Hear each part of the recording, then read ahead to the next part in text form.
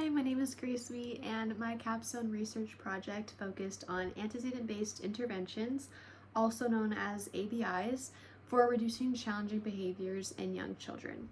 I chose this topic because my understanding of children's behavior has really evolved throughout my ECE learning journey. When I was at community college, I worked in a transitional kindergarten classroom where I worked with children with challenging behaviors that I didn't really know how to address or respond to appropriately, which was really disheartening and difficult for me at the time. But that changed when I took ECH455, Understanding Young Children's Behavior at CBU, because I learned to look beyond the behavior itself and actually focus on what it might be communicating, especially an unmet need. So that experience really made me interested in approaches like ABI that prevent challenging behaviors and focus on the before rather than focusing on the after and reacting after the behavior occurs. So for my capstone project, I wanted to determine the research, if it really supported this approach. So my initial question was, what is the effectiveness of antecedent-based interventions in young children with developmental disabilities in educational settings? So what I found in my literature review was a really consistent pattern across the board that individualized antecedent-based interventions could reduce challenging behaviors while also increasing children's engagement, their compliance, and also just helping improve their educational experiences in the classroom, which is really also important. So the research also really showed an interesting progression over time. The earliest studies I reviewed were coming from 2005 and 2009, and they provided really initial evidence that changing environmental conditions could make really meaningful differences in children's behavior.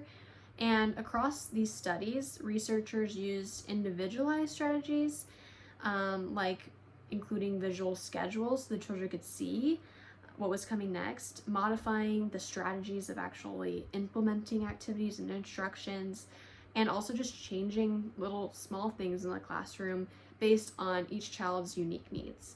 And overall, the studies found that reductions in challenging behaviors occurred along with increases in that engagement and positive experiences, which was really important. And the more recent research that occurred a little over a decade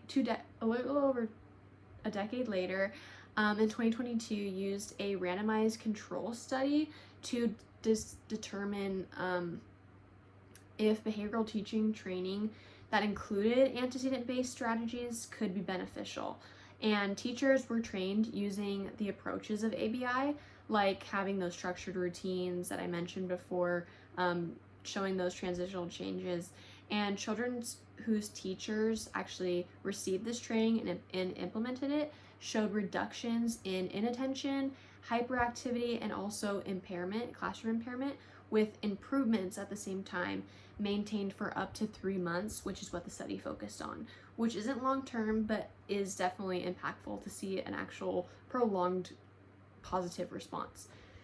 Then in 2024, another researcher provided additional evidence through a meta-analysis, so a little bit different from a research, and approximately 89% of the children they reviewed demonstrated improved compliance following the intervention application process, and provided further support for the effectiveness of ABI strategies.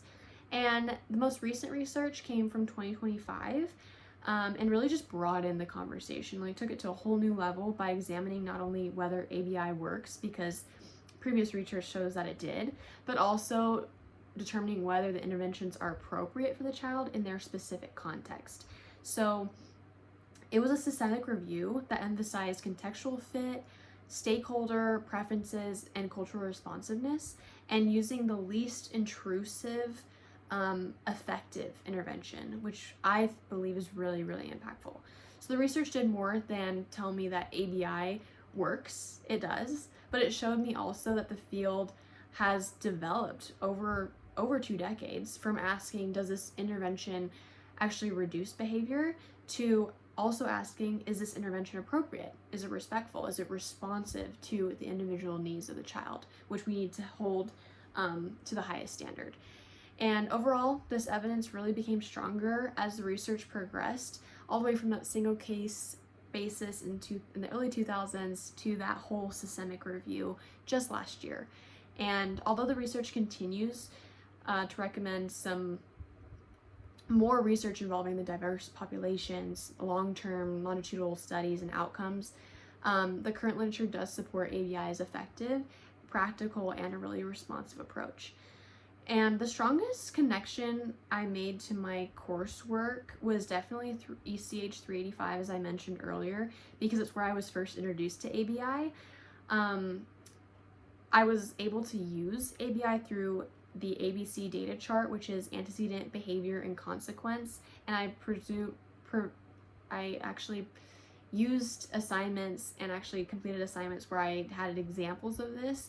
And looking back, it was just really sparked my interest in the topic and changed the way I think about challenging behaviors completely, which is going to really impact me long term.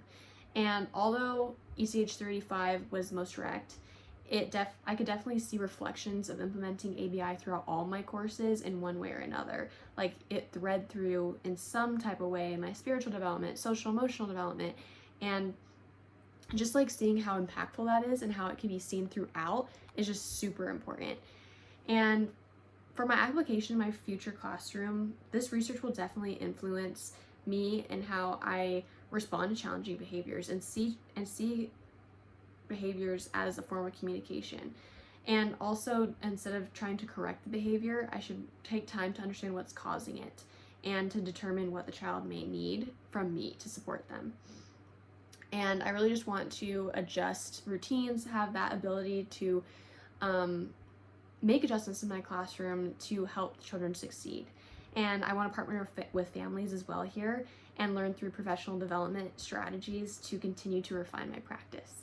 And finally, as a Christian educator, I really do believe that every child is uniquely created by God and has a value and a purpose. And because of that, I want to respond to children and their behavior with patience and compassion and intentional support. And the biggest lesson I will carry into my future classroom is this: instead of asking what is wrong with the child and why they have bad behavior, I'm going to ask, what does this child need from me and what can I change to help them succeed? Thank you so much for listening, and thanks so much.